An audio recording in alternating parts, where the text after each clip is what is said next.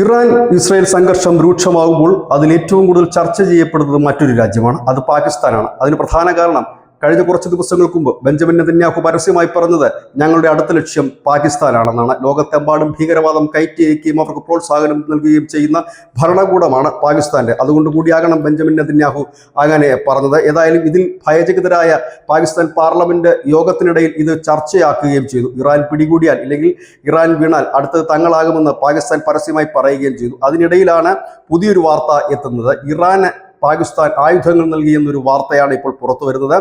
ആണവായുധങ്ങൾ അതിൽ ഇല്ല എന്നും ആണവ ഇതര ബാലസ്റ്റിക് മിസൈലുകളാണ് ടെഹ്റാന് പാകിസ്ഥാൻ നൽകിയതെന്നുമാണ് പുറത്തു വരുന്ന വാർത്തകൾ. എന്നാൽ പാകിസ്ഥാന്റെ മാധ്യമമായ ജിയോ ന്യൂസ് പറയുന്നത് ഇത് ഇന്ത്യൻ മാധ്യമങ്ങളും ചില പാശ്ചാത്യ മാധ്യമങ്ങളും പടച്ചുവിടുന്ന അടിസ്ഥാനരഹിതമായ കഥകൾ മാത്രമാണെന്നാണ് പറയുന്നത്. പക്ഷേ കഴിഞ്ഞ ദിവസങ്ങളെല്ലാം ചർച്ചയിൽ നിറഞ്ഞു നിന്ന പാകിസ്ഥാനാണ്. അതിന് പ്രധാന കാരണം ഇറാനെ ഇസ്രായേൽ മാരകമായ ആയുധങ്ങൾ ഉപയോഗിച്ച് ആക്രമിച്ചാൽ അതിന് തിരിച്ചടി നൽകുക ഇറാൻ ആയിരിക്കില്ല, പകരം പാകിസ്ഥാനായിരിക്കും. പാകിസ്ഥാൻ ഇസ്രായേലിന് നേർക്ക് ആണവായുധങ്ങൾ ഉപയോഗിക്കുമെന്ന് ഇറാൻ റവല്യൂഷണറി ഗാർഡിന്റെ മേധാവി തന്നെ പരസ്യമായി പറയുന്ന ഒരു സാഹചര്യം ഉണ്ടായിരുന്നു.